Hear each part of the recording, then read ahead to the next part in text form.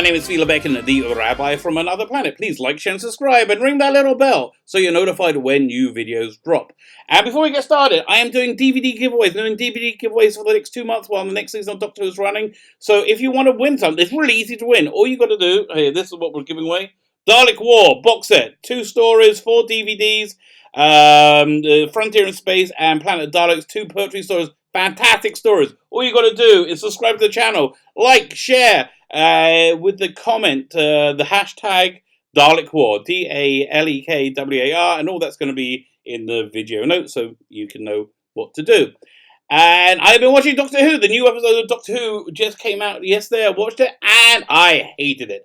I hated this one. It doubles and triples down on all the worst elements of season 11, verging from after-school educational special to a weird blue checkmark Twitter Taliban talking points bingo.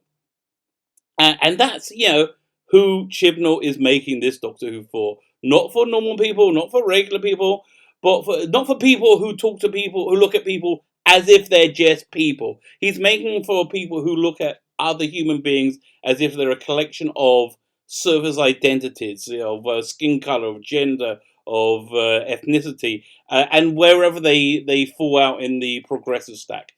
That is the type of person that Chris Chibnall is making this season of Doctor Who for. Essentially, this Doctor Who is Doctor Who from a weird fascist parallel dimension. This will be the Doctor Who they had in that Pertwee, in the Inferno dimension before they blew it up with lots of volcanoes. I digress. So the first thing, and I think the main thing that I really hated about this episode was the Doctor gathering together her fabulous femme force. Although, of course, she didn't gather them together. She just kind of bumbled into them, which is, pretty much, pretty much par for the course for this Doctor. She is the inverse of Troughton's Doctor. He would pretend to be this shambolic, bumbling clown to hide the fact it was this incredible and powerful, threatening hero. Whittaker, inversely, pretends to be a powerful and threatening hero, badly, to mask that she's really just a bumbling doofus. So, this femforce was clearly designed to provide positive role models for young girls to encourage them to go into STEM subjects. Okay, so that's a double score in the blue checkmark Taliban bingo. That's both a preachy, patronizing after-school special, and this Twitter talking point. So the reason they want to encourage girls to go into STEM subjects, into the sciences, is because the Twitter Taliban believes gender doesn't exist, and any differences in gender is purely social constructs. Which is, of course, utter nonsense. I mean, it's utter nonsense, and you can tell it's utter nonsense if you ever met somebody of the opposite sex. I mean, especially if you ever married somebody of the opposite sex, especially if you parented somebody of the opposite peoples of the opposite sex. You see, the genders are different. Men and women are different, but that's a taboo thing to. No, again, it's not to say that one is superior to the other. They're not, even though the Twitter Taliban will tell you women are invariably superior. Well, I have to tell you, that's actually that's an argument you could win me over. Women, I think, generally are superior because, look, you guys, you look better, you smell better, you can do more stuff at once. I mean, I say this is just from being around women. You guys generally are better at a lot of those things. And this is not to say that women can't go into STEM subjects. I'm not opposed to women to going into the sciences. My niece, for example, is this super intelligent, brainy scientist working, and I'm not even exaggerating. She's working on nanobot technology, and I think she invented a battery or reinvented it. That's pretty impressive. So of course.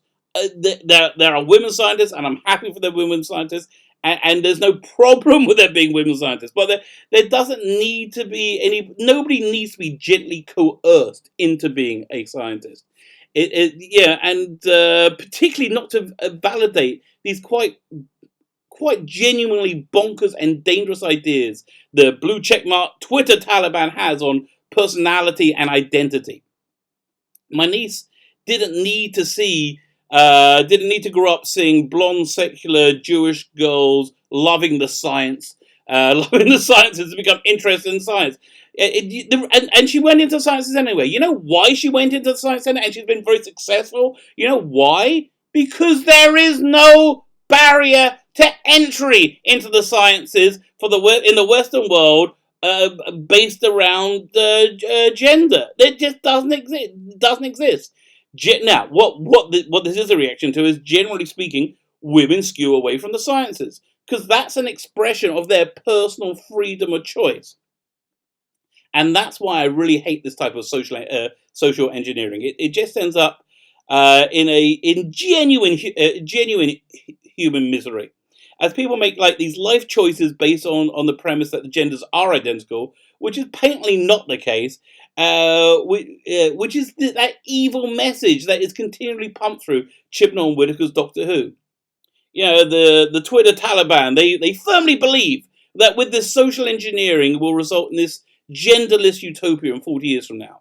But in reality, it's just going to result in armies, like literally armies of bitter, angry, miserable people wondering how their society ended up convincing them and letting them go on puberty blockers when they were 6.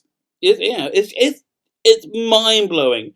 Yeah, it's just mind blowing how these things have become real. These things used to be Monty Python sketches, and now that's the reality that we live in.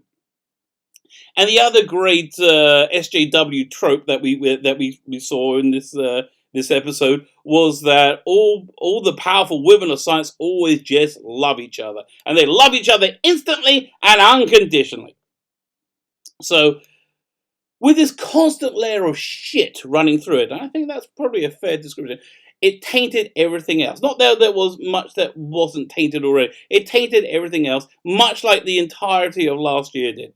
You know, I genuinely hope this gets terrible ratings. My ratings guess the overnight for the first part was 4.88 million. Look, you got to be really lucky to not have your ratings depreciate as on the second episode. It almost does. And the only way to avoid that is to create a cultural phenomenon, which I don't think they've done here. So my guess is they're going to lose about 10%, maybe even more. And I wouldn't be surprised to see like a 4.3 overnight. It'll get boosted another couple of million with the consolidated ratings. But I think the Femforce, the fabulous Femforce, turned off about 10% of the viewers. They just went, enough of this, and they won't come back. And I wouldn't be surprised at all. And I'm put my cards on the table. I genuinely hope this happens. That this season gets terrible ratings, and it's the lowest season average ever. And that's the only way that we might stop this vile nonsense. Doctor Who used to be for everyone. Now it's not. Now it's just for one gender. You know, it's just horrible. It's just horrible what they're doing to it. Horrible, and I think evil. All right. So at the end of last week's episode, the Master was revealed, and I feel sorry for Sacha Dhawan, who was I think one of the stronger elements in the first 2 episodes, because he's an actor of a far higher caliber than these scripts he's been given to work with. The planes crashing. The planes crashing, sending the Doctor and a fam. God, I hate the using the word fam. Sending the fam to their fiery doom, and just then the Doctor's zapped out into this other reality with the weird pylon thingies. Okay, so we start.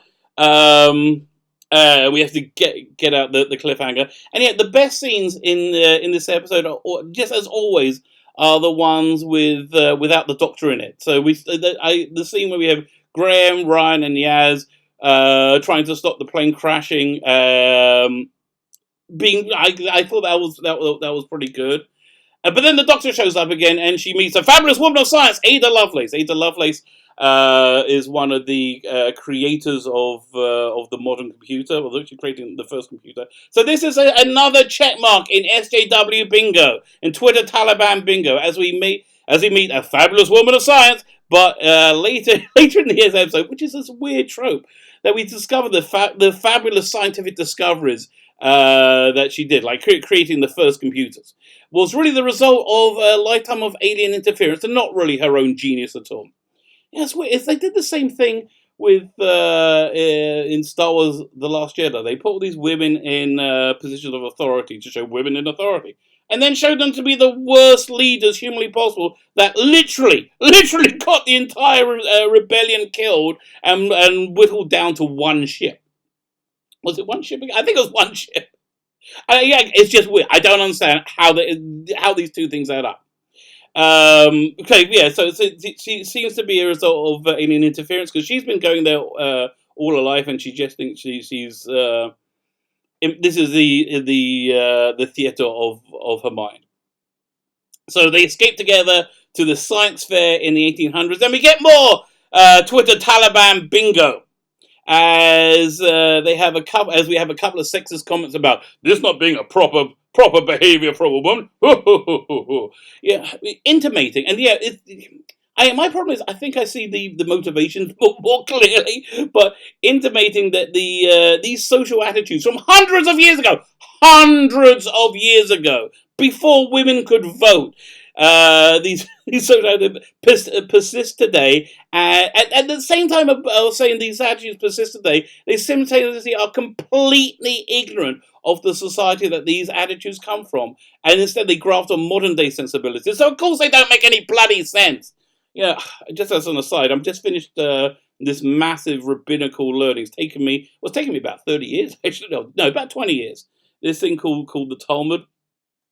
And you learn like a page of it a day. It takes you 7.5 years to get through. It took me 20 years. Okay, I just finished. But there's a whole section of it where it's talking about Jewish law based on certain things that don't exist in the world anymore, and also based on an application of life that we don't have anymore. So they're talking about like ovens from 2,000 years ago, which are just like these brick things, and if they spread spiritual contamination called tumor. So it's just complete. It's an irrelevancy on an irrelevancy. I just did it for be a completist to get through the thing. It's called learning Shas, and you start again the minute they finish, which is kind of fun, I think. I'm not sure. Anyway, so yeah, it's the same. So it's the same thing. You're grafting on these modern day sensibilities to a non-existent lifestyle. It just it creates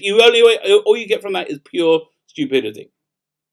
I think it's fair to say that the big shift between last year and this year is last year the ongoing evil was white men are villains, whereas this year they become much more progressive, and they say the fierce and dreaded evil is the patriarchy, which includes men of all skin colors and ethnicities, because those things are just so important in evaluating a person. Your skin color and ethnicity.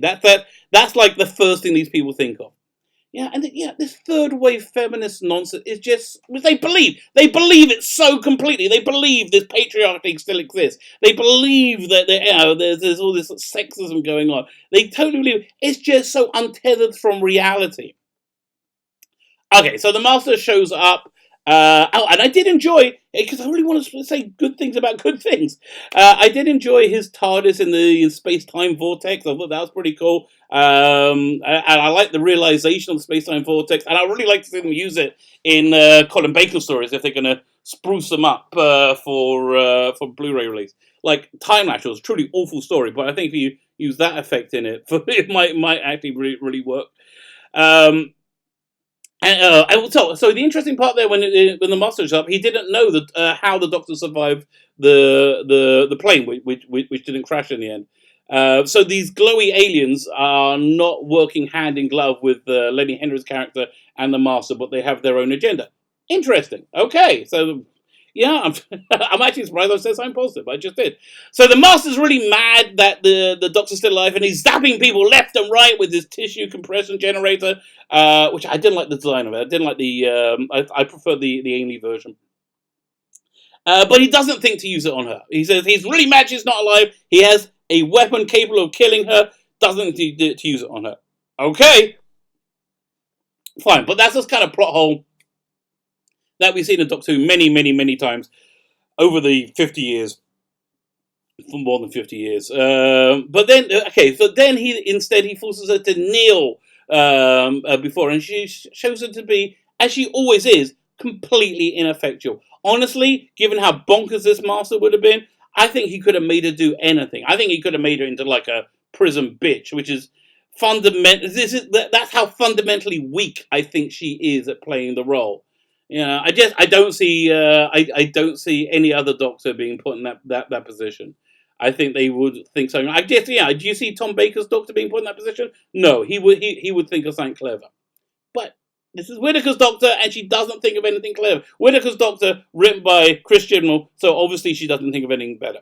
Fine. So we end up in war-torn Paris in 1943, and we add another member of the fantastic, fabulous Femme Force to the Doctor's trio. In yet another, it's just another vile display of feminism, feminist tokenism, where you take like these important people and you just use them as like to make yourself look good, or do you just use them to an end? You could have done episodes about Ada Lovelace. You could have done episodes about I can't remember what her name was, but I read the Wikipedia. She's a fascinating life. And you could have really done something of like depth and meaning, but no, you just got to use them as tokens. Okay. All the same time, there's lots of member bearers being thrown at us. We designed to make us remember when Doctor Who was popular. The Master knocking 4 times, for example. Just lots of stuff like that. So then we get another check in the Twitter Taliban bingo. We bring in the Nazis. Now, SJWs are baby-brained morons, as your boy Zach accurately calls them. Great channel, your boy Zach. I listen to he reviews comic books. I listen to reviews of comics, even though I never read the comics, because he just has so much like common sense. It's really nice. So he calls them baby-brained morons or baby-brained idiots, and I think he's right. And they need constant validation, which is where I think their obsession with Nazis come from. Because because they can say Nazis are bad, and they can be saying, yes, you're right, Nazis bad, Nazis are bad, right? Yes, Nazis are bad. No, Nazis are really bad, right? Yes, Nazis are really bad. Yes, you're good that you know Nazis are bad. Nazis are bad, yeah. Yes, okay, it's all about validating them.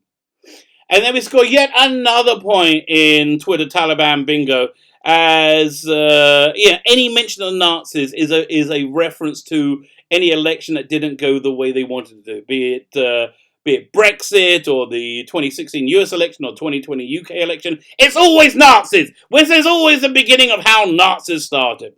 And I'm a rabbi. I'm genuinely a rabbi. I'm very, very Jewy. Look, rabbi, I'm very, very, very Jewy. And I love Doctor Who. These are the two things that have, to a great extent, defined my life. I just love Doctor Who.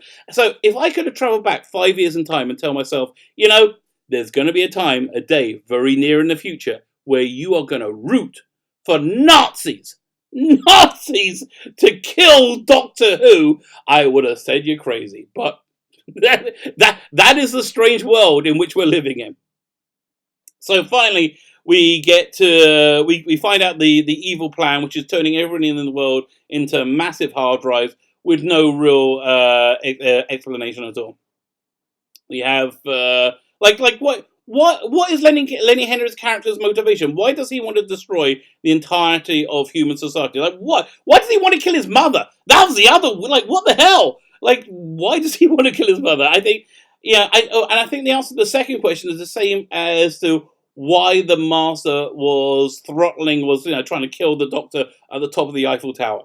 It's because it's another point in the sort of a point in the Twitter Taliban bingo. One of the worst crimes you can create, worse than thought crime, I think, is violence against women. So anytime you want to show a character to be just pure evil, you can show him to do violence against women. So I think that's the entirety of the whole weird scene with his mother.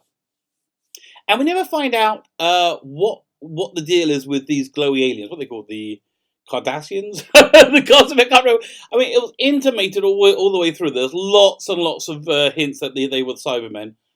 I wouldn't be surprised if they still do turn out to be the Cybermen. They're going to come back later in the season. That would make some level of sense to me. But equally, I would make equal sense if they just kind of forgot about it, moved on, and never mentioned it again. Then we get into the last 10 minutes, and oh dear, this is the one I think most people are going to have a problem with. I actually really didn't, there's a couple of reasons I didn't have a problem with it. Firstly, because I think this entire era is going to be retconned away before you know it. I was on the TARDIS Zone last night doing a comment, like a wrap up after the episode, and I really should post that on my channel, or post an announcement to it. So I was on there last night, and I mentioned that remember the Teletubby Daleks which looked good on print or as action figures, but as soon as they came onto the screen, they died. And what happened? They were pretty much phased out, pretty much instantly. Paul McGann was half human on his mother's side, and then they just kind of forgot that. They say that was a quirk or that regeneration. I think whatever happens here is going to be retconned to make a new and different Doctor Who of whoever the showrunner wants to do. So that didn't really, it didn't really bother me. But I think the point of it is it's the way you saw Gallifrey. It was a very David Tennant, Matt Smith, Capaldi era looking Gallifrey. And I think that was the point. I think they want to get as many references back to that popular Doctor Who to say, look, this is the same program. You're going to love it. You're going to love it. And of course we don't.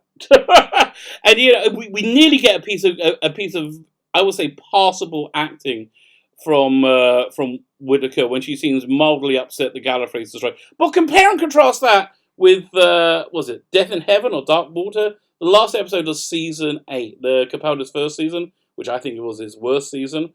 There was a scene in it where he goes to find Gallifrey. The Master tells him where Gallifrey is. He goes there and Gallifrey's not there. And you see the pain. You see like the genuine pain. Because I think Capaldi played it like it's real, whereas Whittaker's playing it like it's play school. It's just like it's a silly children's show.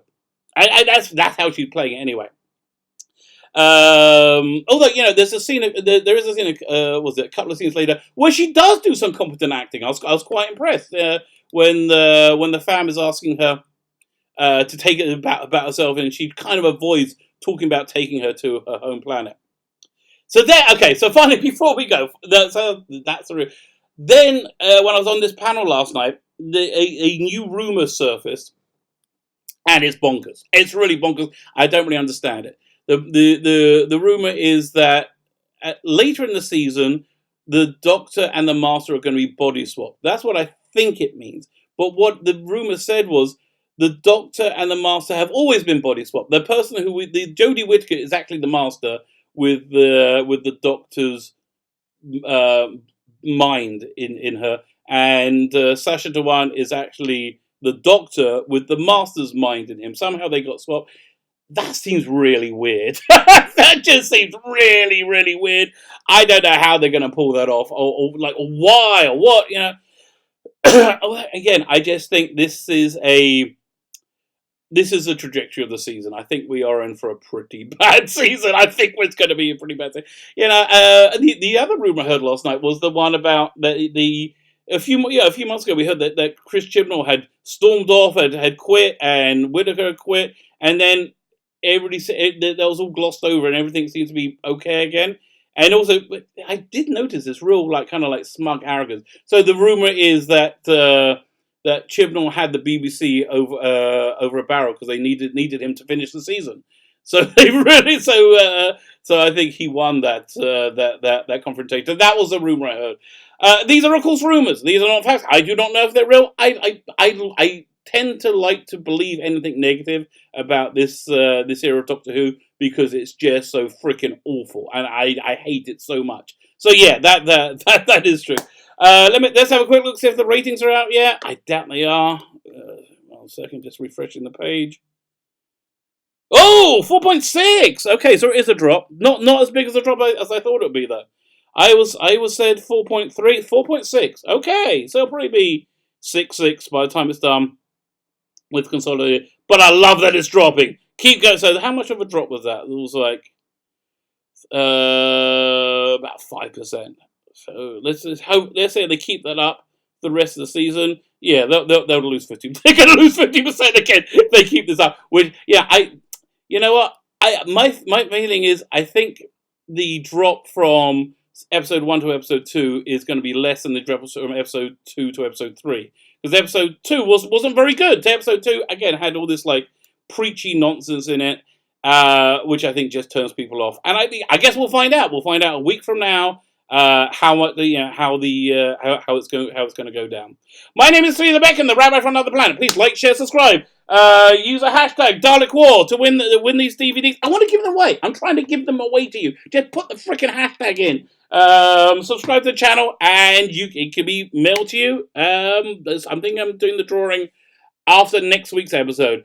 Have a great day, and thank you for listening.